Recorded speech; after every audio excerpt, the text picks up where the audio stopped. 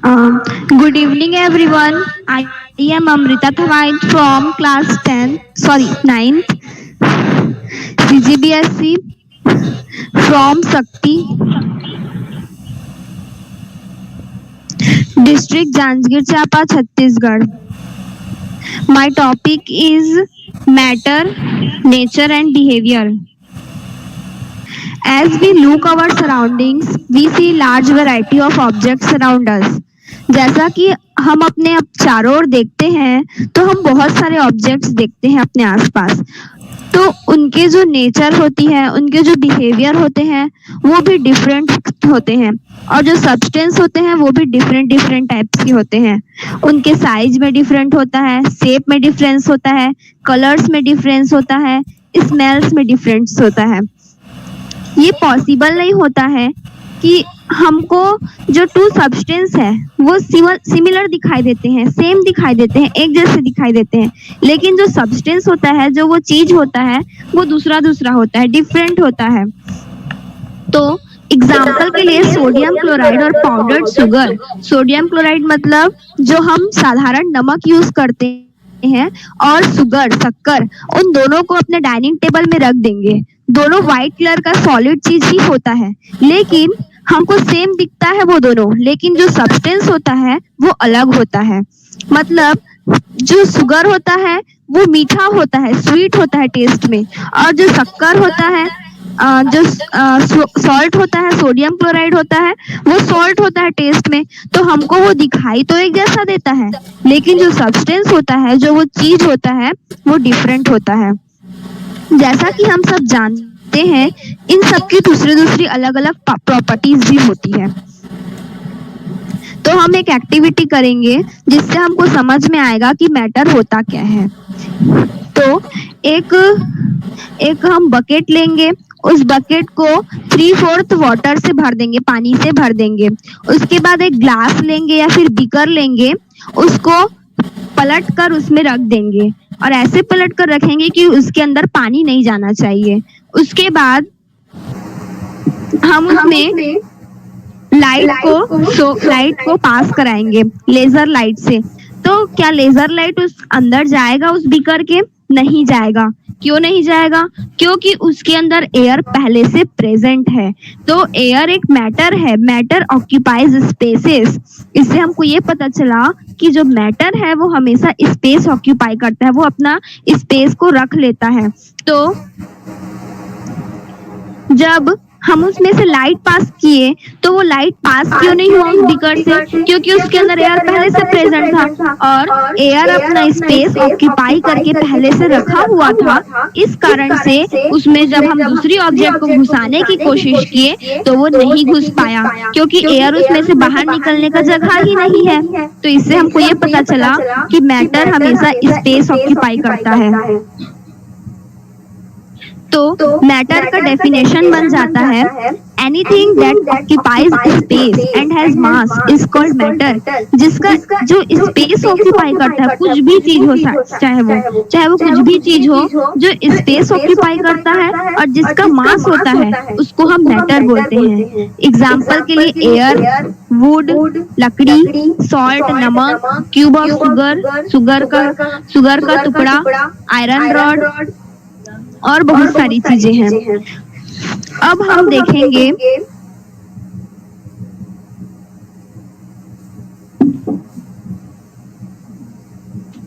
Interesting facts क्या है? According to Indian philosopher, all matters living or non-living is made up of 5 basic elements called the Panch Tattva. These are sky, air, fire, water and earth. तो Indian जो philosopher है, भारतीय जो पहले जो ज्योतिष थे, उनके अकॉर्डिंग, उनके अनुसार जितने भी मैटर है, जितने भी पदार्थ हैं, चाहे वो लिविंग हो या फिर नॉन लिविंग हो, वो पांच बेसिक एलिमेंट्स, 5 मुख्य तत्व से मिलकर बने हुए हैं, जिसको हम पंच तत्व के नाम से जानते हैं। ये है स्काई आकाश, एयर हवा, फायर आग, वाटर पानी, और अर्थ धरती।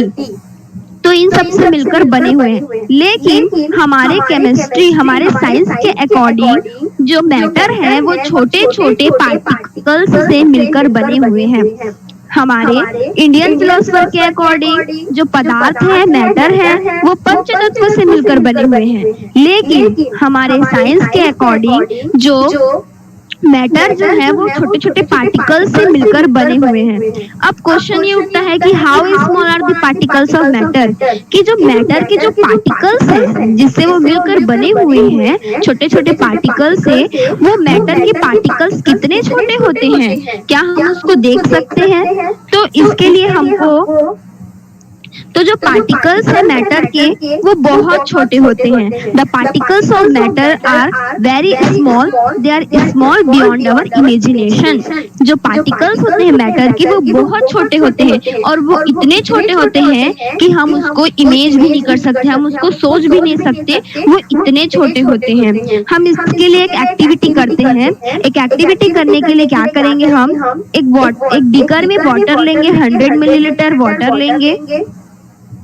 100 मिलीलीटर वाटर में हम छोटे छोटे क्रिस्टल पोटेशियम परमैंगनेट के क्रिस्टल उसमें हम डाल देंगे। उसके बाद एक दूसरा बीकर लेंगे, उसमें हम 90 मिलीलीटर वाटर लेंगे और जिसमें हमने पोटेशियम परमैंगनेट को डिसॉल्व किया था उसमें 10 मिलीलीटर हम सॉल्यूशन निकाल लेंगे और उस 90 मिलीलीटर वाले बीकर में हम उसको डाल देंगे। तो उसके कलर में डिफरेंस आ गया, ये थोड़ा डार्क पिंक कलर का था और ये थोड़ा उससे लाइट पिंक कलर का हो गया। उसके बाद फिर हम एक और बीकर लेंगे, उसमें फिर से 90 मिलीलीटर वाटर में इस 10 मिलीलीटर पोटेशियम परमैंगनेट के सॉल्यूशन को फिर से डाल देंगे। इसके कलर में भी फिर डिफरेंसेस आ गए, ये थोड़ा सा डार्क पिंक था, ये थोड़ा सा फिर लाइट हो गया, उससे भी लाइट हो गया। उसके बाद फिर उसमें से फिर 10 मिलीलीटर निकाल के 90 मिलीलीटर में फिर डाल देंगे, तो वो उसका कलर भी थोड़ा सा कम लाइट हो गया। तो इसमें से क्या हुआ, इस एक्सपेरिमेंट में क्या हुआ, जो छोटे छोटे क्रिस्टल्स थे पोटेशियम परमैंगनेट के जो टुकड़े थे वो बड़े बड़े वाटर में, मतलब लार्ज क्वांटिटी में भी अपने अपने प्रॉपर्टीज को शो किए। मतलब वो छोटे छोटे उसके जो पार्टिकल्स थे वो अभी भी वाटर में प्रेजेंट है। हमने थोड़े से क्रिस्टल डाले थे पोटेशियम परमैंगनेट में, उसके बाद 10 मिलीलीटर निकाल के 90 मिलीलीटर में डाला। भले ही उसका क्वांटिटी कम हुआ लेकिन उसका जो कलर था वो अभी भी है। भले ही डार्क लाइट होता जा रहा है लेकिन वो अभी भी उसमें प्रेजेंट है। तो जो एक क्रिस्टल है, एक क्रिस्टल में कितने छोटे छोटे पार्टिकल्स होंगे जो 1000 मिलीलीटर वाटर को भी 1000 लीटर वाटर को भी कलर कर सकते हैं। हम 1000 लीटर वाटर को भी पोटेशियम परमैंगनेट की क्रिस्टल उसमें मिला सकते हैं। तो इससे हमको क्या कंक्लूजन मिलता है, the particles of matter must be million and million of tiny particles in just one crystal of potassium permanganate which keep on dividing themselves into smaller and smaller particles. जो पार्टिकल्स थे, matter के जो particles थे वो million से million Teni particles होते हैं, बहुत हजारों छोटे छोटे पार्टिकल्स होते हैं और एक क्रिस्टल पोटेशियम परमैंगनेट को वो छोटे से छोटे पार्टिकल्स में डिवाइड कर सकते हैं। सिर्फ एक पोटेशियम परमैंगनेट क्रिस्टल को छोटे से छोटे पार्टिकल्स में उसको हम डिवाइड कर सकते हैं। अल्टीमेटली उसी तरीके से स्टेज में reach when the particles can not be divided further into smaller particles. एक ऐसा स्टेज भी आता है, एक ऐसा पड़ाव भी आता है जहां पर हम उस पार्टिकल्स को डिवाइड नहीं कर सकते हैं और छोटे पार्टिकल्स में डिवाइड नहीं कर सकते हैं, जिसको हम एटम बोलते हैं। तो जो पार्टिकल्स होते हैं मैटर के वो बहुत छोटे छोटे होते हैं। उसके बाद हम देखेंगे law of conservation of mass. Law of conservation of mass क्या होता है तो हमारे जो लेवोजियर साइंटिस्ट थे, लेवोजियर जो केमिस्ट साइंटिस्ट थे, उन्होंने हमको 2 लॉ ऑफ केमिकल कॉम्बिनेशंस दिया था। फर्स्ट लॉ ऑफ कॉम्बिनेशन था law of conservation of mass. तो law of conservation of mass क्या बताता है? Law of during any chemical change the total mass of the product is equal to the total mass of the reactants. अब ये product और reactants ये क्या होते हैं?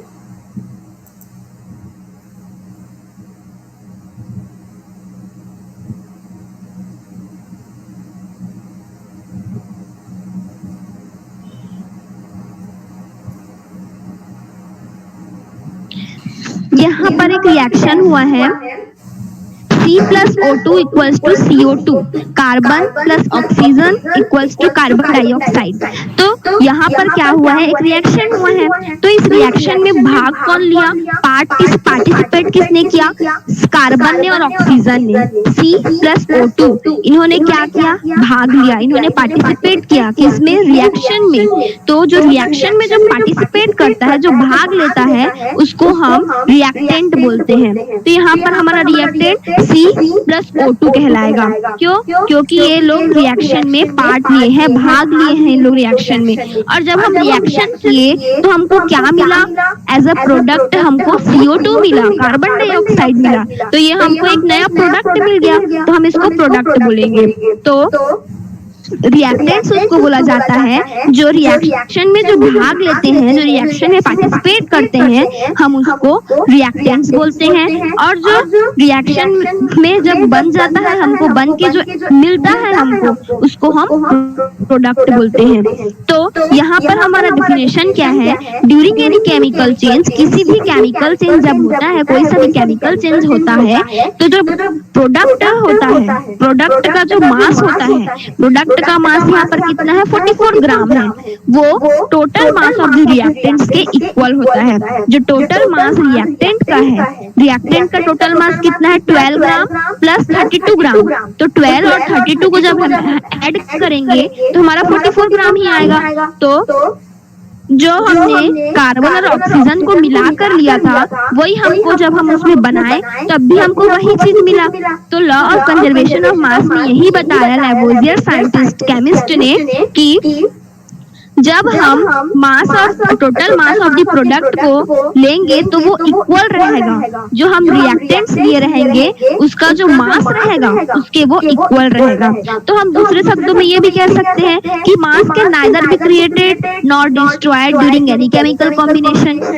कुछ भी हम अगर केमिकल कॉम्बिनेशन करते हैं तो उसमें ना तो हम मास को बना सकते हैं और ना तो हम मास को खत्म कर सकते हैं, डिस्ट्रॉय कर सकते हैं, नष्ट कर सकते हैं। जैसे कि यहाँ पर हमने कार्बन को 12 ग्राम दिया और ऑक्सीजन को 32 ग्राम दिया, तो यहाँ पर 12 प्लस 32 44 ग्राम होगा। हमने इसको अलग अलग लिया और लेकिन ऐड करने पे 44 ग्राम ही आ रहा है।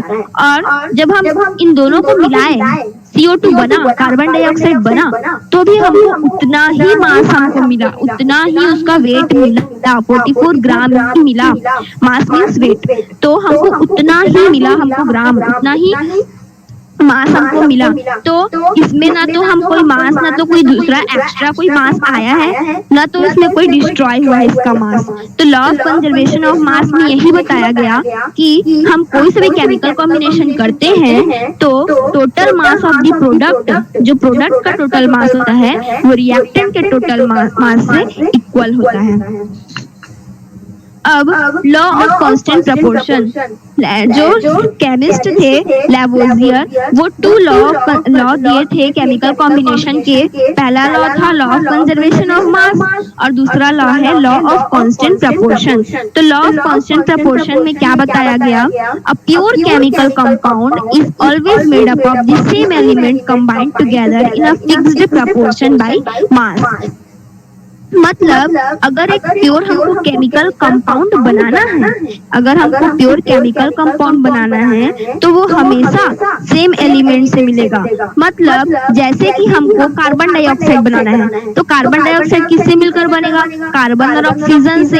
अगर हम कार्बन और हाइड्रोजन को मिलाएंगे तो हमको कार्बन डाइऑक्साइड तो नहीं मिलेगा। जब हम कार्बन और ऑक्सीजन को मिलाएंगे तभी तो कार्बन डाइऑक्साइड बनेगा, CO2 तभी बनेगा। अगर हम कार्बन के साथ हाइड्रोजन का रिएक्शन कराएंगे तो हमको कार्बन डाइऑक्साइड नहीं मिलने वाला, क्योंकि हमने गलत रिएक्शन किया है। इसलिए इसमें यही बताया गया कि जब हमको कोई कंपाउंड चाहिए तो हम सेम एलिमेंट्स को मिक्स करेंगे और फिक्स्ड प्रोपोर्शन में करेंगे, तभी हमको वो चीज मिलेगा, नहीं तो वो चीज हमको नहीं मिलेगा। जैसे कि हम वाटर H2O, वाटर का फॉर्मूला होता है H2O, तो H2O वाटर हमेशा 1:8 के फॉर्म में जुड़ा होता है। 1:8 के फॉर्म में कैसे जुड़ा रहेगा?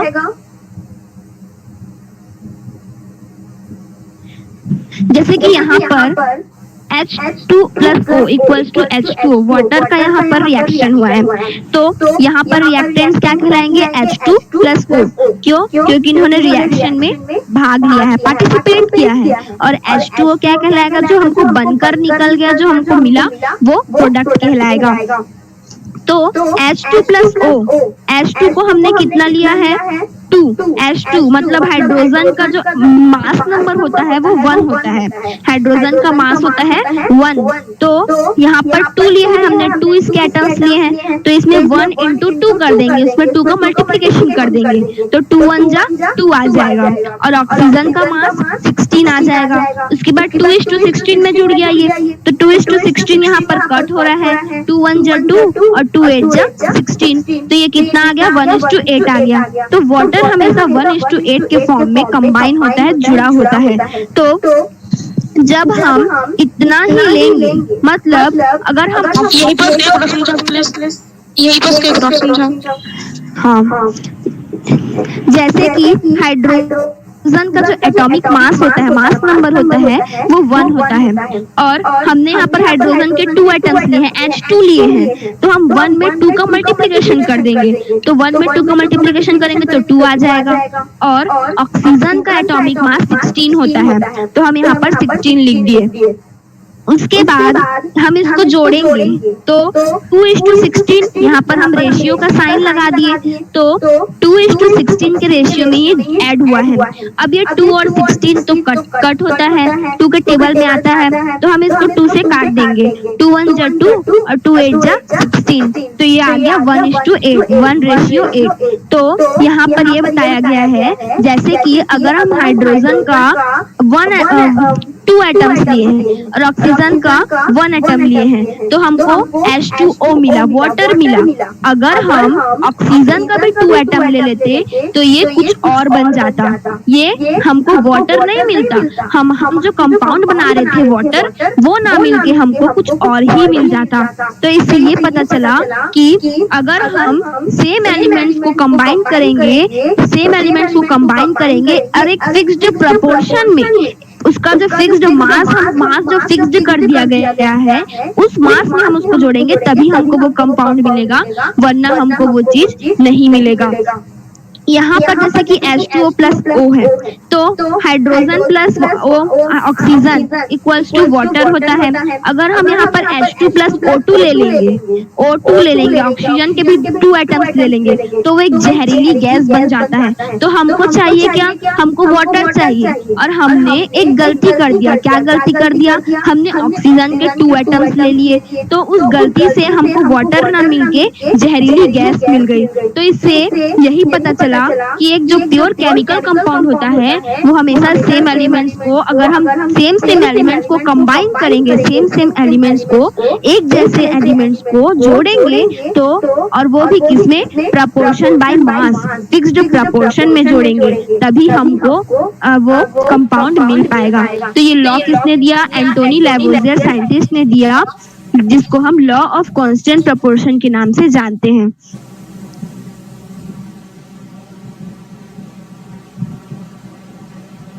अब ये एलिमेंट्स और कंपाउंड्स क्या होते हैं? तो मैटर को 2 पार्ट में डिवाइड किया गया है, प्योर सब्सटेंस और मिक्सचर। प्योर सब्सटेंस क्या होता है? प्योर सब्सटेंस जैसे कि हम अपने आसपास देखते हैं तो जैसे कि मिल्क, प्योर मिल्क लिखा होता है, प्योर घी लिखा होता है, pure fruit juice, pure salt लिखा होता है। तो क्या ये सब प्योर है? नहीं। हमारे लैंग्वेज में तो ये प्योर है, लेकिन साइंस की लैंग्वेज में, एज अ साइंस की लैंग्वेज में ये प्योर सब्सटेंस नहीं कहलाएगा। क्यों नहीं कहलाएगा? क्योंकि मिल्क में बहुत सारी चीजें मिली होती हैं, जैसे कि मिल्क में वाटर मिला होता है, फैट्स मिले होते हैं, प्रोटीन्स होते हैं, कार्बोहाइड्रेट्स होते हैं, विटामिन्स होते हैं।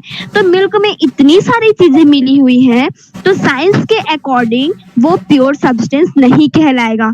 क्यों नहीं कहलाएगा? क्योंकि उसमें एक टाइप के सिंगल टाइप ऑफ पार्टिकल्स नहीं है। तो प्योर सब्सटेंस में हमेशा क्या होता है? Single type of particles present होते हैं। जैसे कि ऑक्सीजन है तो ऑक्सीजन में ऑक्सीजन के ही एटम्स प्रेजेंट होंगे, नाइट्रोजन है तो नाइट्रोजन में नाइट्रोजन के ही एटम्स प्रेजेंट होंगे, कार्बन डाइऑक्साइड है तो कार्बन डाइऑक्साइड में कार्बन डाइऑक्साइड के ही प्रेजेंट होंगे। तो यहाँ पर हमको ये पता चल रहा है कि प्योर सब्सटेंस में हमेशा एक टाइप के पार्टिकल्स ही प्रेजेंट होंगे।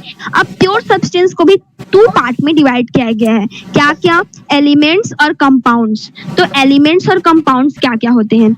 एलिमेंट्स वो होते हैं जिसको हम और छोटे छोटे टुकड़ों में नहीं बांट सकते। जैसे कि फेरस हो गया, फेरस Fe मतलब आयरन। हम आयरन को और कुछ तोड़कर और कुछ निकाल सकते हैं क्या?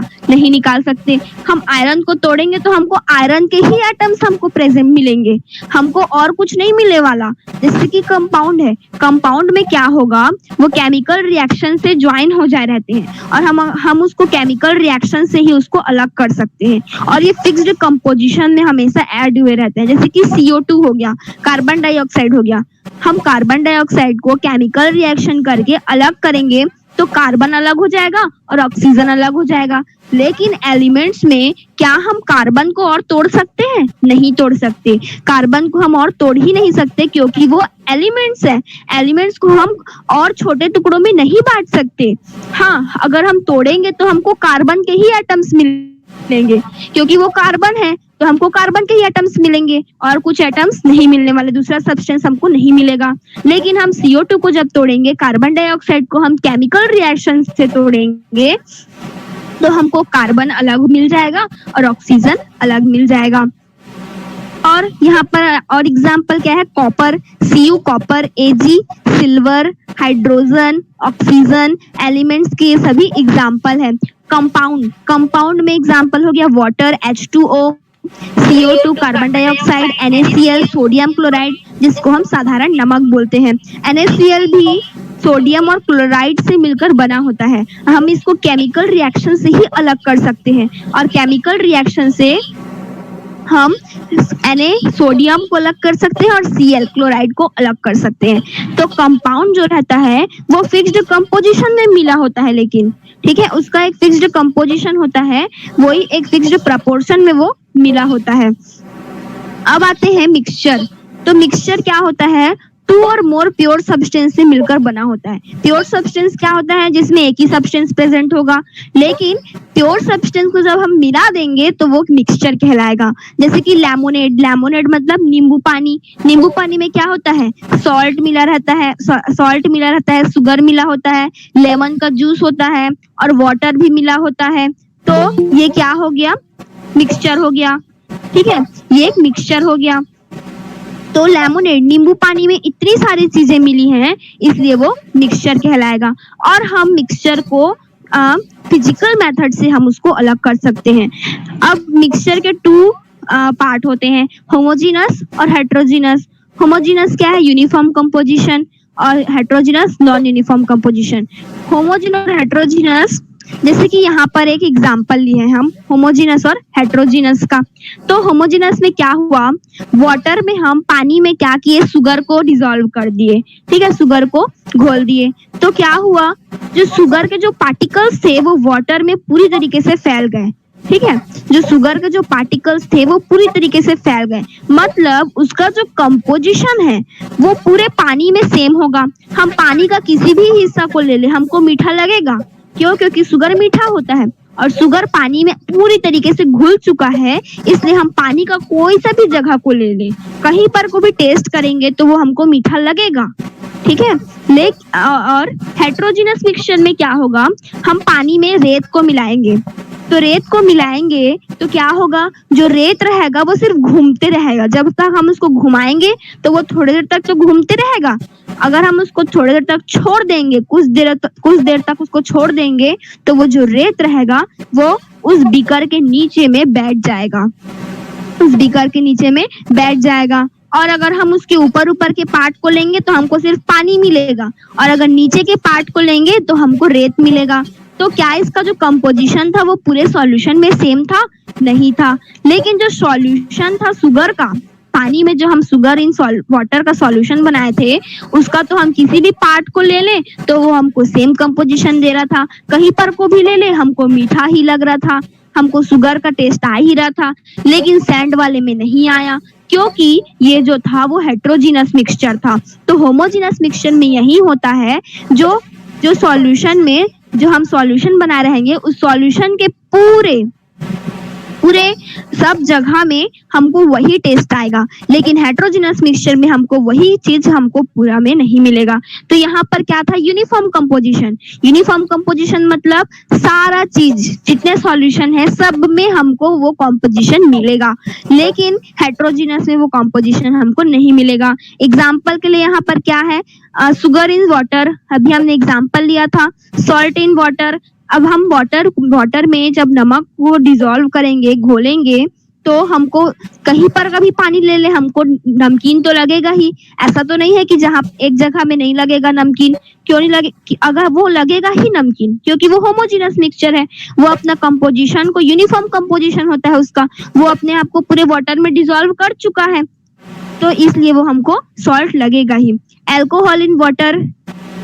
अब हेट्रोजीनस मिक्सचर का सैंड एंड सॉल्ट, हम रेत को और नमक को मिला देंगे तो क्या हमको वो सेम दिखाई देगा? नहीं दिखाई देगा। हमको जो रेत का कलर रहता है ब्राउन ब्राउन, वो हमको अलग से दिखाई देगा, और जो नमक का कलर होता है व्हाइट व्हाइट, वो भी हमको अलग से दिखाई देगा। तो क्या वो एक दूसरे में मिल पाए? नहीं मिल पाए। तो ये क्या कहलाएगा? हेट्रोजीनस मिक्सचर कहलाएगा। आयरन का जो फिलिंग्स होता है, जो कील होता है और सल्फर होता है, उसको मिलाएंगे तो भी वो एक साथ नहीं हो पाएगा। हम उसको आसानी से देख पाएंगे, जैसे कि यहाँ पर नहीं,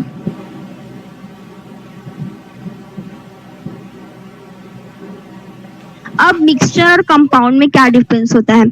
हमने यहाँ पर क्या देखा, मिक्सचर हम उसको बोलते हैं जो जिसमें प्योर सब्सटेंस को मिलाकर मिक्सचर बनता है, और कंपाउंड में क्या होता है, कंपाउंड में क्या होता है, जो एलिमेंट्स होते हैं, एलिमेंट्स क्या होते हैं जिसको हम और छोटे छोटे टुकड़ों में नहीं बांट सकते, जैसे कि ऑक्सीजन हो गया, कार्बन हो गया, हाइड्रोजन हो गया, इसको हम और छोटे छोटे टुकड़ों में नहीं बांट सकते, तो ये एलिमेंट्स हो गया। तो एलिमेंट्स को जब हम कंबाइन करते हैं, मिलाते हैं, तो क्या बनता है? कंपाउंड बनता है।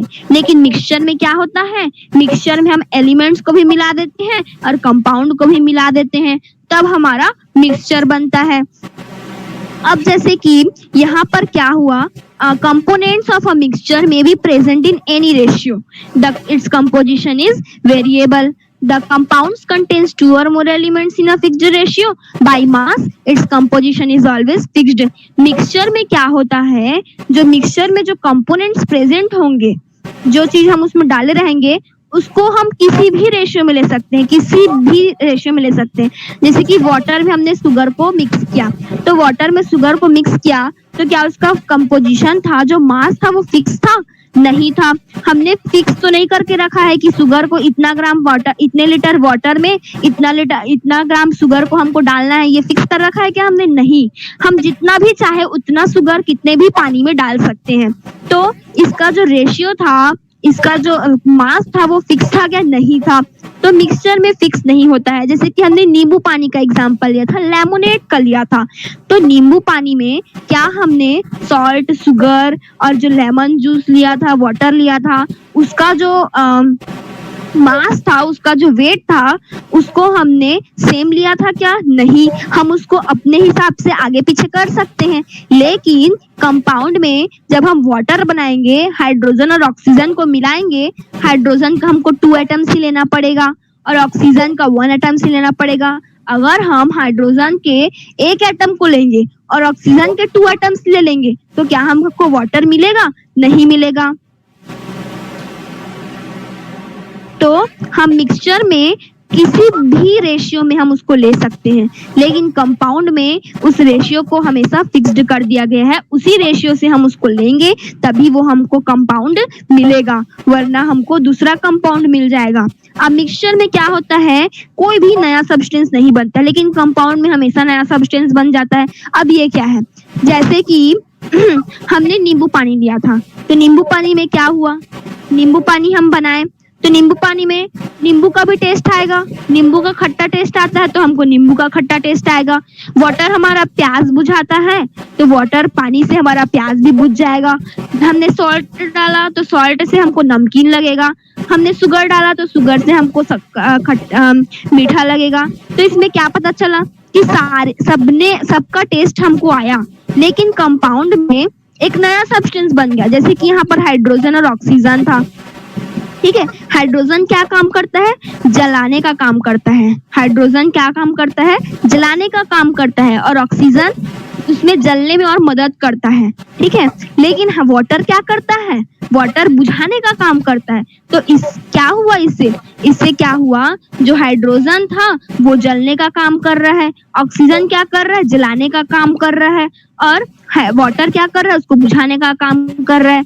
मतलब हाइड्रोजन और ऑक्सीजन दोनों जलने में काम आते हैं, दोनों जलने में काम आते हैं, लेकिन हम दोनों को जब मिला दिए तो एक ऐसा सब्सटेंस, एक ऐसा कंपाउंड मिल गया हमको कि वो बुझाने का काम कर रहा है। उसका जो प्रॉपर्टी है, उसकी जो काम है, वो इन दोनों से बिल्कुल अलग है। तो जब हम कंपाउंड बनाएंगे तो उसका जो सब्सटेंस रहेगा वो हमको नया मिल जाएगा, लेकिन मिक्सचर में हमको कोई भी नया सब्सटेंस नहीं मिलने वाला। हम जो रिएक्शन में डाले होंगे, हम जो चीज घोले होंगे, उसमें जो चीज डिसॉल्व करेंगे, हमको वही चीज मिलेगा, कोई भी नया चीज नहीं मिलने वाला हमको। लेकिन कंपाउंड में नया चीज मिल जाएगा। कार्बन और ऑक्सीजन का रिएक्शन करेंगे तो कार्बन डाइऑक्साइड मिलेगा। और इसका fourth, a mixture does not have a definite formula, a compound has a definite formula।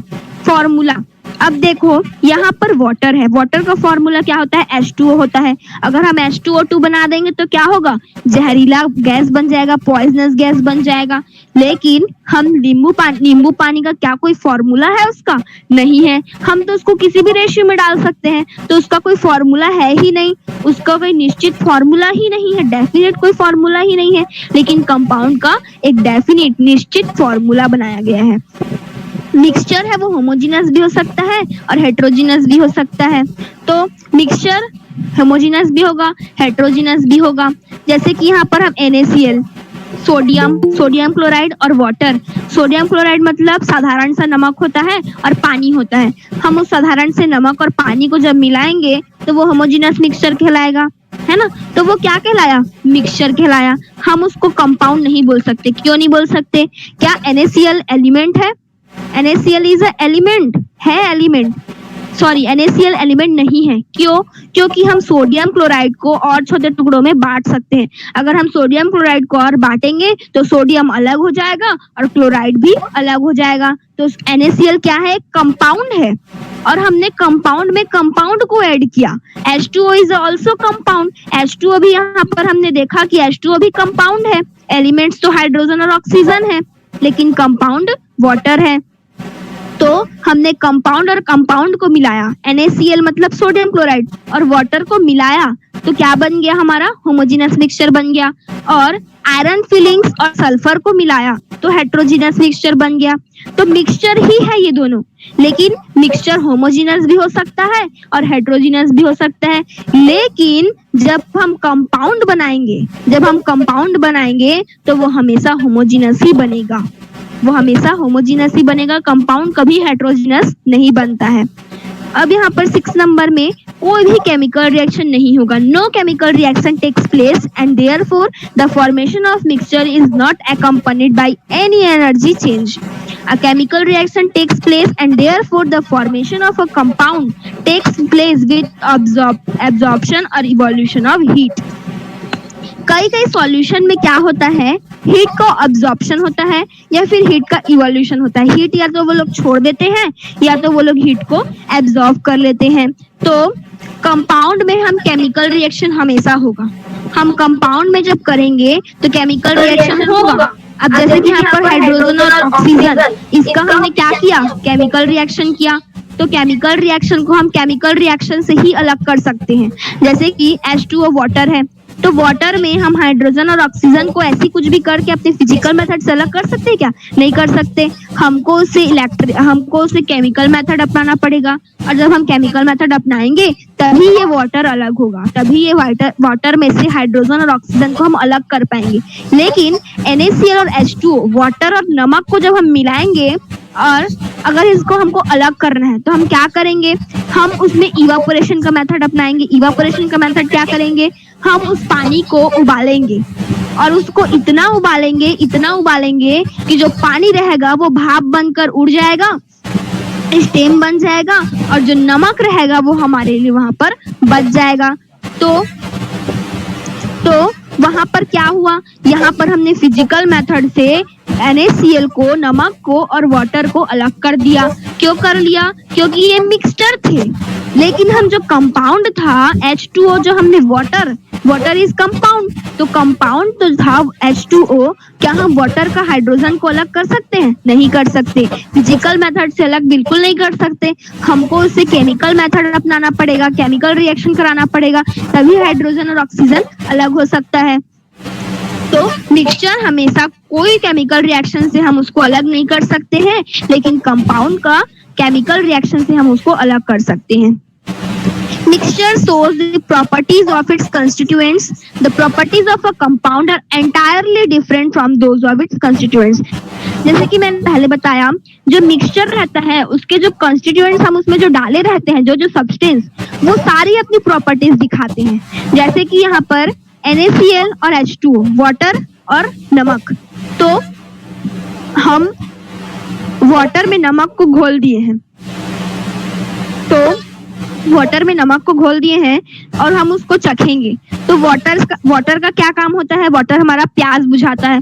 तो वाटर हम जब पिएंगे तो हमारा प्यास भी बुझ जाएगा. NaCl क्या काम करता है, हमको नमकीन देता है, सॉल्टी हमको टेस्ट होता है, तो हमको सॉल्टी भी लगेगा. लेकिन ये जो हमने कंपाउंड बनाया, हाइड्रोजन और ऑक्सीजन को मिलाया, तो क्या उसने अपनी प्रॉपर्टीज दिखाई? नहीं दिखाई. वो तो उससे बिल्कुल अलग था. ये हाइड्रोजन और ऑक्सीजन क्या कर रहे हैं, उनका काम क्या है, जलाने का काम है उनका. और जब हम उसको मिला रहे हैं तो क्या बन रहा है, बुझाने का काम हो रहा है उसमें. तो ये क्या सेम था उनकी प्रॉपर्टी? नहीं थी, बिल्कुल अलग प्रॉपर्टी बनाई उन्होंने. हाइड्रोजन को मिला रहे हैं, वो भी जलने वाला पदार्थ है, और ऑक्सीजन भी जलाने में मदद करता है. लेकिन उन दोनों से जो बना वो क्या कर रहा है, उसके बिल्कुल उल्टा कर रहा है. क्या कर रहा है, बुझा दे रहा है. पानी बुझाने का काम करता है आग को, तो इन लोग जला रहे हैं और इनको मिलाने से जो चीज बन रहा है वो उसको बुझा दे रहा है. तो उसका जो काम था वो बिल्कुल अलग हो गया. तो कंपाउंड का जो प्रॉपर्टी होता है उनके कंस्टिट्यूएंट्स का, वो बिल्कुल अलग होता है. और मिक्सचर प्रॉपर्टीज दिखाते हैं अपने कंस्टिट्यूएंट्स के. अब 8 नंबर का point, A mixture can be separated into its constituents by physical methods. जैसे कि अभी मैंने बताया कि हम फिजिकल मेथड से मिक्सचर के जो कंस्टिट्यूएंट्स होते हैं, जो सामान होते हैं, हम उसको अलग कर सकते हैं. जैसे कि फिल्ट्रेशन, छान के, है ना, फिल्टर करके. इवापोरेशन मतलब भाप बना के. डिस्टिलेशन कर देंगे, फ्रैक्शनल डिस्टिलेशन होता है. सब्लिमेशन का प्रोसेस होता है, सब्लिमेशन. मैकेनिकल सेपरेशन होते हैं. तो इस सभी चीजें से, फिजिकल मेथड से हम मिक्सचर के जो कंस्टिट्यूएंट्स होंगे उसको अलग कर सकते हैं. लेकिन कंपाउंड्स के जो कंस्टिट्यूएंट्स होंगे, हम उसको ऑर्डिनरी फिजिकल मेथड से अलग नहीं कर सकते. उसके लिए हमको केमिकल मेथड अपनाना पड़ेगा, या तो इलेक्ट्रोकेमिकल रिएक्शन हमको उसमें कराना पड़ेगा.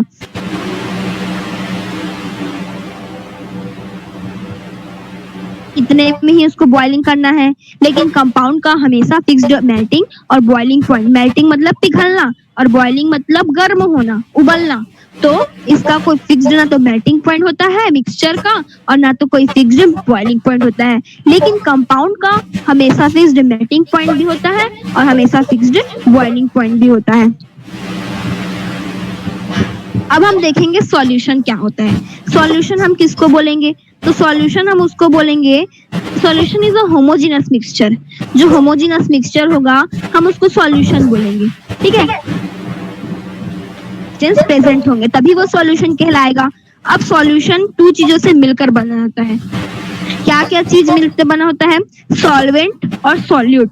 सॉल्वेंट क्या होता है? सॉल्वेंट वो ये होता है a component which is present in large amount.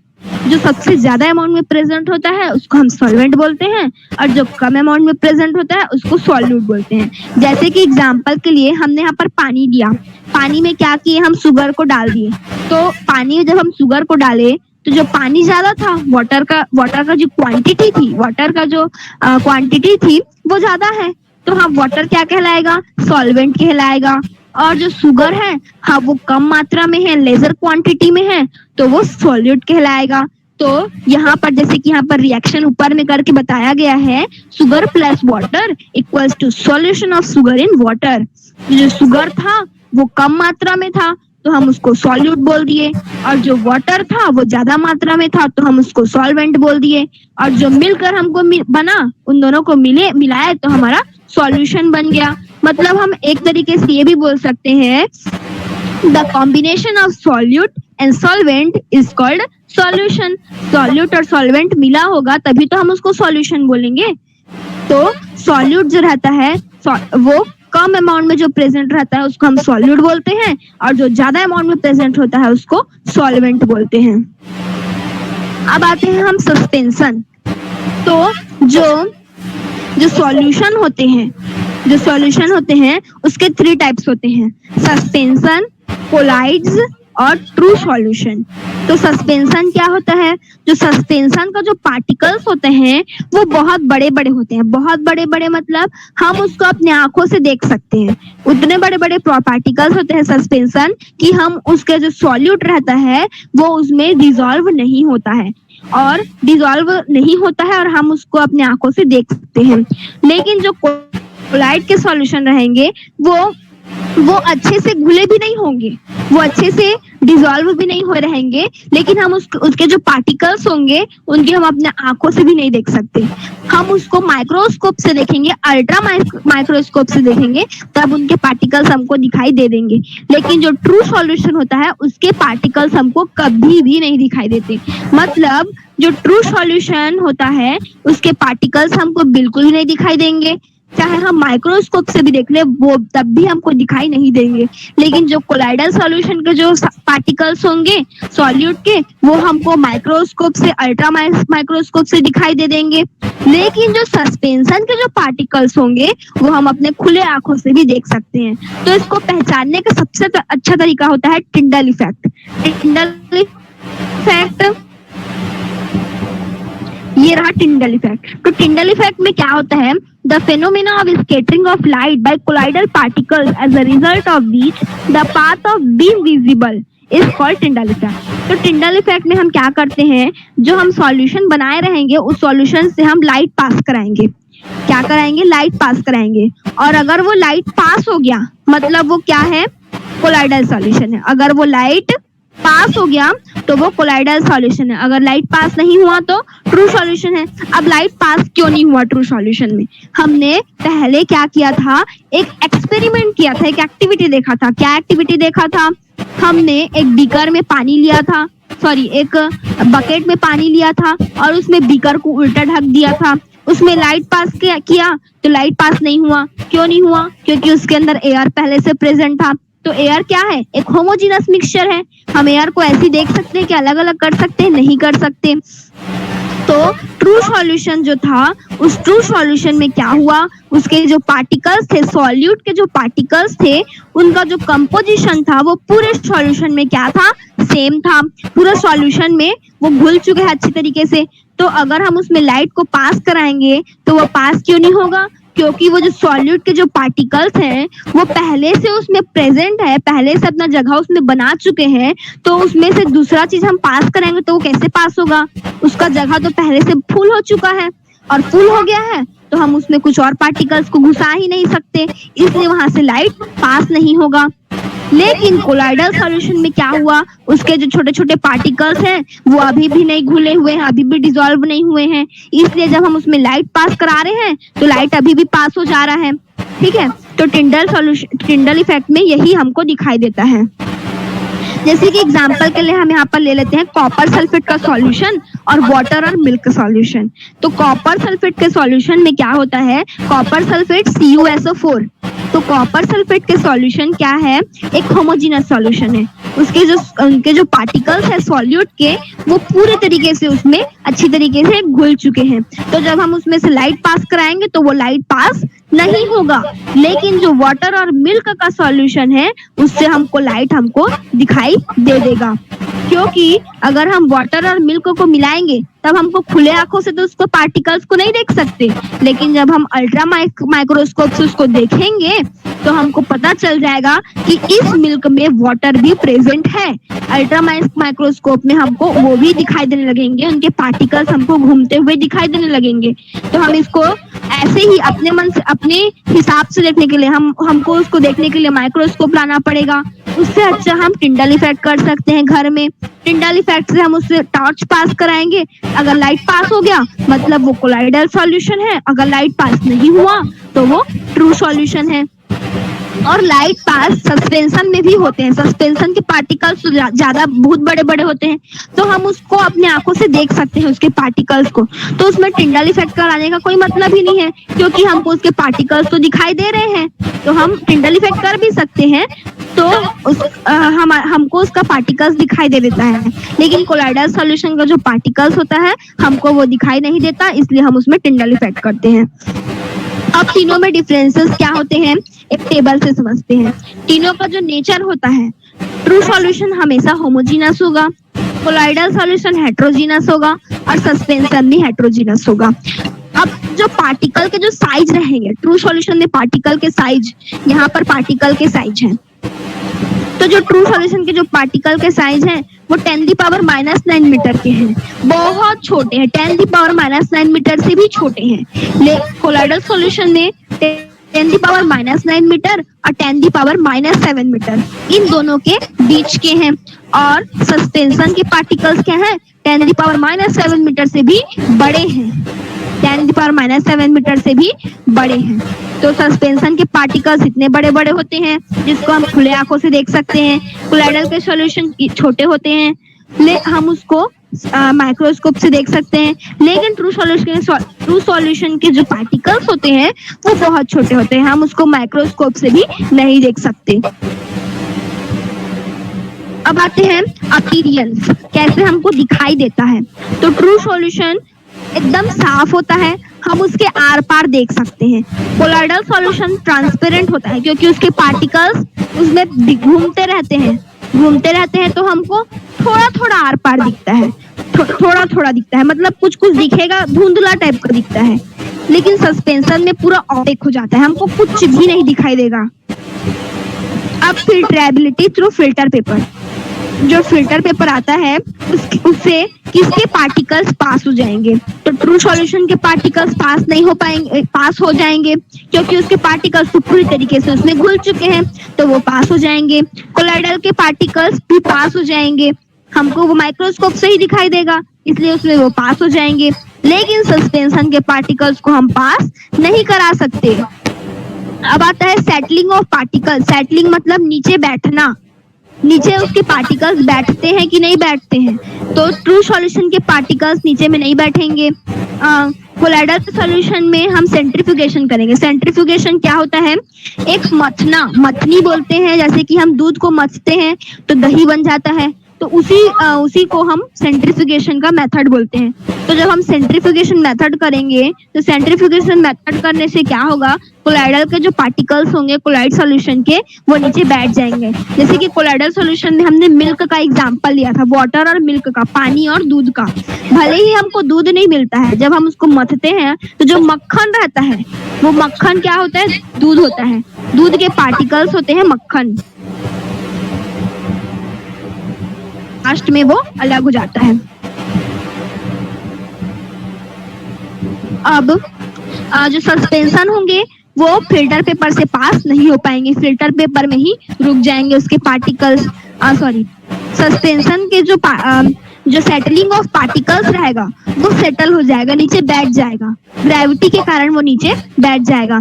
अब विजिबिलिटी, हम उसके जो पार्टिकल्स हैं उसको देख पाते हैं कि नहीं देख पाते, तो ट्रू सॉल्यूशन के पार्टिकल्स को हम नहीं देख पाते।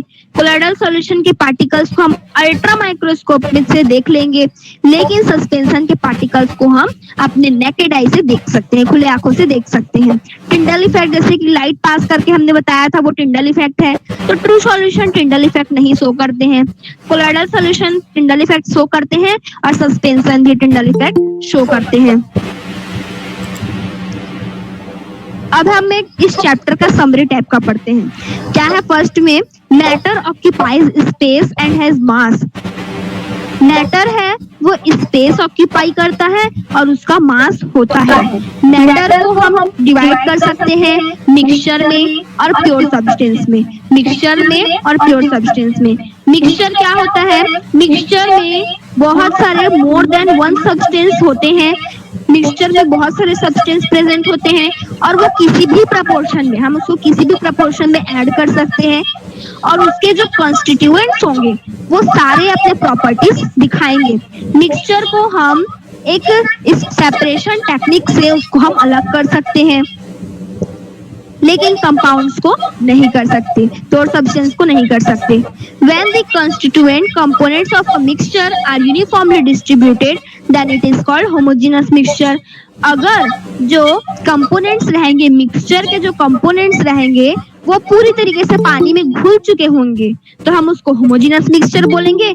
अगर वो नॉन यूनिफॉर्मली डिस्ट्रीब्यूट रहेंगे, मतलब वो पूरी तरीके से नहीं डिसॉल्व होंगे, तो वो हेट्रोजेनस मिक्सचर कहलाएगा। जो सॉल्यूशन होता है होमोजेनस मिक्सचर का, वो टू और मोर सब्सटेंस का होता है। The component of a solution present in larger quantity is called solvent. जो कंपोनेंट ज्यादा क्वांटिटी में प्रेजेंट होता है उसको हम सॉल्वेंट बोलते हैं, और जो कम क्वांटिटी में प्रेजेंट रहता है, जो लेजर क्वांटिटी होता है जिसका, उसको हम सॉल्यूट बोलते हैं। The concentration of solution is the amount of solute present in a given amount of solution. मतलब अब जो हमारा सॉल्यूशन दिया रहेगा वो जो सॉल्यूशन दिया रहेगा हमारा और उसमें जो सॉल्यूट प्रेजेंट रहेगा वो उसका जो सॉल्यूशन का जो कंसंट्रेशन है वो उसका इक्वल होगा। A mixture where the solute particles are insoluble in the solvent and can be seen by the naked eyes is called suspension. जो मिक्सचर अगर उसमें सॉल्यूट पार्टिकल्स इनसॉल्युबल है, इनसॉल्युबल मतलब अघुलनशील, नहीं, जिसमें नहीं घुल सकता, अगर वो नहीं घुल सकता सॉल्वेंट में और अगर हम उसको अपने नेकेड आई से, अपने खुले आंखों से देख सकते हैं तो उसको हम सस्पेंशन बोलेंगे।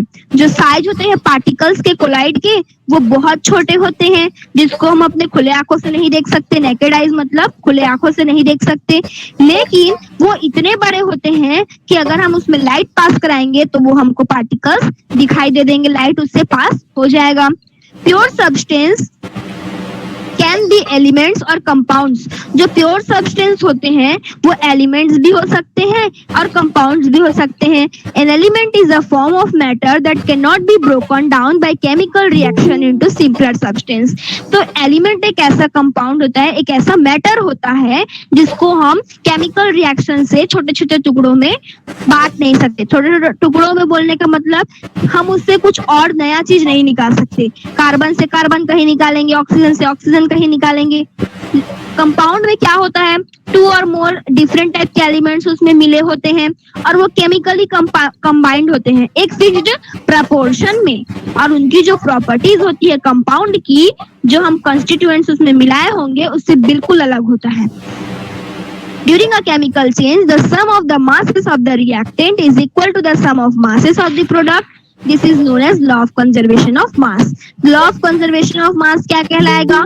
किसी भी केमिकल रिएक्शन में जो रिएक्टेंट का मास होगा, सम ऑफ मास जो रिएक्टेंट का होगा वो इक्वल रहेगा किसके? Sum of the masses of the product.